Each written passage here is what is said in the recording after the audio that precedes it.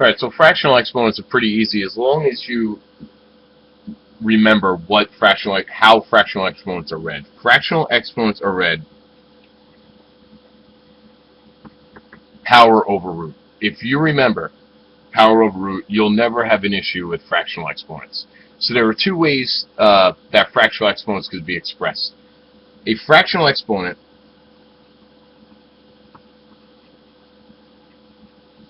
is a radical term. So what we're going to do today is practice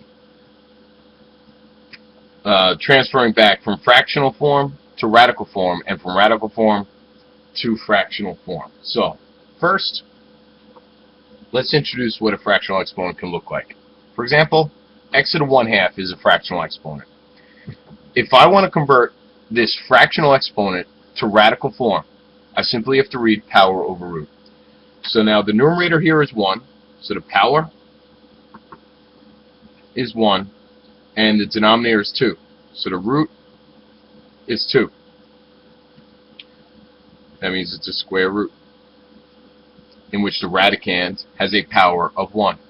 So if I want to express x to the 1/2 as a radical term, the power is 1 and the root is 2.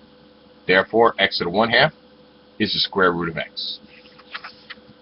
If I had something like 2x to the 2/3 and I wanted to express that, these are different examples here. Example. If I want to express this as a radical term, again, power, root, the power is 2, the root is 3. Again, we have to refer back to the basics of exponents. The exponent is 2/3. The base is x, not 2. 2 is not being raised to the 2/3 power here. Only x is. So the power is 2, and the root is 3. Cube root. So now 2 is not being raised to the 2/3 power. So we are not evaluating power over root with the 2, only with the x. So now the root is 3. That means we're taking the third root of something. The something we're taking the third root of is x, and that x will have a power of 2. So now let's practice transferring back and forth. Let's go from exponential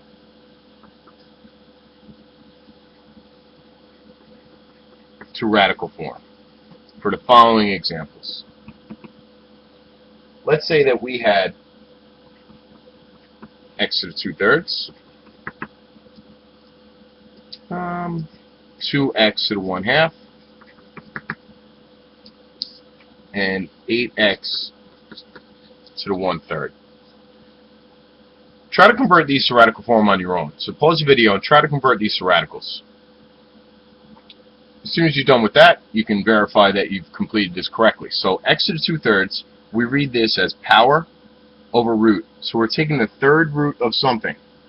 The something that we're taking the third root of is x, and that will have a power of 2. Done. This is an exponent form, and this is a radical form. These are equivalent expressions. In this case, 2 is not being raised to a fractional exponent, so I'm just going to rewrite it. X is being raised to a fractional exponent, power over root. So the root we're taking is a square root. The thing we're taking the square root of is x, and x will have a power of 1. Okay, in this case, both 8 and x are being raised to the 1/3 power. So I'm going to raise them both to the 1/3 power separately. So the power we're taking is 1, and the root we're taking is 3. So we're taking the third root of something. That's an index, not a coefficient. This is a coefficient, not an index. So we're taking the third root of something. What are we taking the third root of? 8x. And that 8x is to the first power. Now, 8 is a perfect cube. The cube root of 8 is 2. Because 2 times 2 times 2 is 8. Therefore, the third root of 8 is 2. So in simplest form, 8x, all of 8x to the 1/3 power is 2 times the third root of x. Okay, also, we can convert from radical form to exponent form. Let's do that.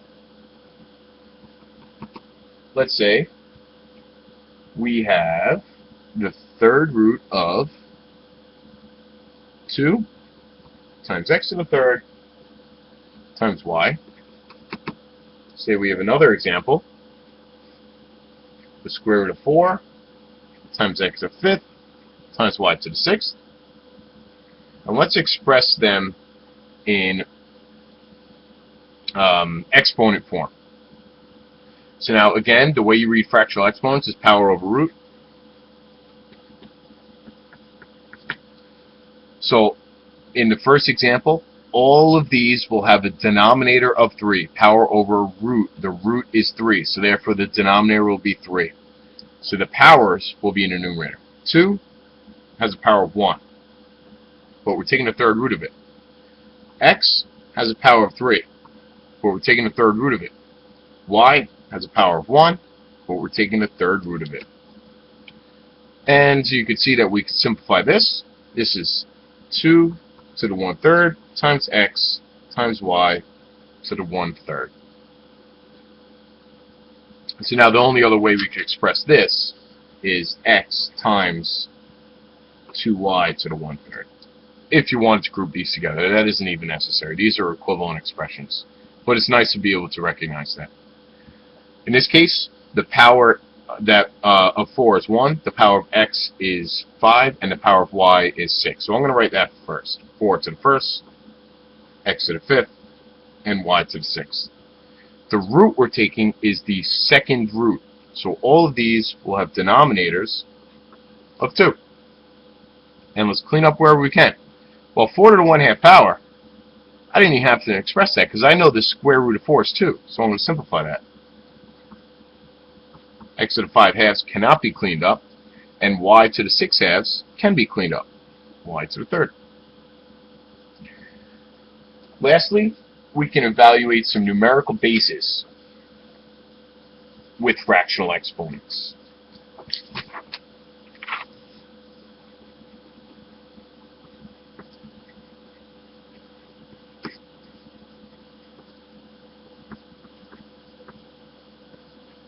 And this will become important when we start solving equations. So let's evaluate 27 to the 2/3 power, 8 to the 5/3 power, and 16 to the 3/2 power. When you're evaluating numerical bases, you always do the root first. You'll get the same solution by squaring this first, but then you're working with a very large number to find a perfect cube for. So my suggestion to you is always take the root first.